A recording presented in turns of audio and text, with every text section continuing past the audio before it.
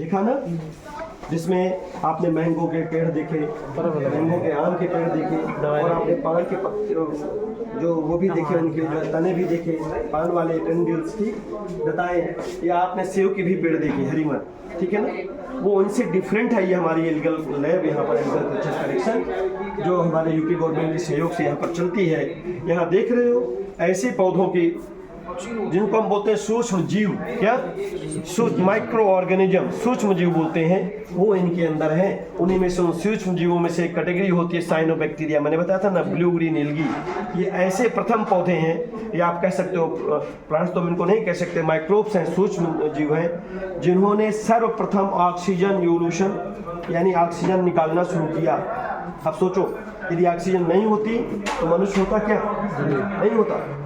अगर प्लांट नहीं होते, जब सब मतलब ये ग्रो करते हैं, तब ये दूसरे पौधों के लिए वहाँ की क्लाइमेटिक कंडीशन को सुटेबल करते हैं, तब जाकर के दूसरे पौधे यहाँ पर आपने देखा ब्रायोफाइट्स, टेरिडोफाइट्स धीरे धीरे आते हैं, ग्रो करते हैं। तो इनका सबसे बड़ा रोल है। और ये प्राकृतिक नाइट्रोजन फिक्सेशन करते हैं। क्या? प्राकृतिक नाइट्रोजन फिक्सेशन, स्थिरीकरण। आपने सुना है?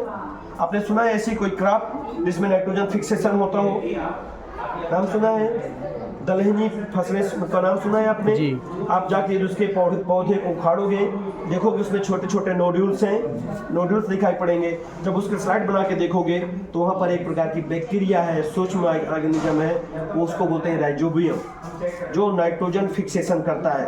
आप तो जानते हो कि नाइट्रोजन कितना उपयोगी है, जैव खाद के रूप में खादों के रूप में उनकी जरूरत पड़ती है। तो ये प्रकृति हमको ऐसे ऑर्गेनिज्म दे रखी है जो खुद नाइट्रोजन फिक्सेशन करते हैं। हमारी प्रकृति में नाइट्रोजन कितना है?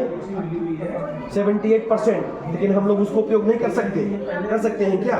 हम इनके माध्यम से पहले यूनोक फिक्स करते हैं, फिर पौधों को देते हैं, उनसे दालें बनती हैं, और फिर हम लोग दाल वगैरह खाते हैं। तो हमको नाइट्रोजन का सोर्स इस तरह से उपलब्ध होता है। ठीक, तो बच्चों ये हमारी एग्रीकल्चर कलेक्शन लैब है।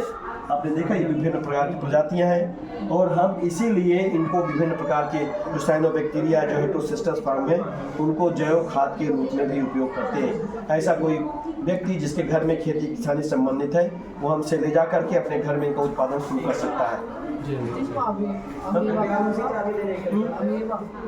अमीबा नहीं बेटा, यहाँ पर अमीबा नहीं, ये साइनोबैक्टीरिया, साइनोबैक्टीरिया, अमीबा दूसरे उसमें लग गए हैं। ठीक है ना? तो आपने देख लिया।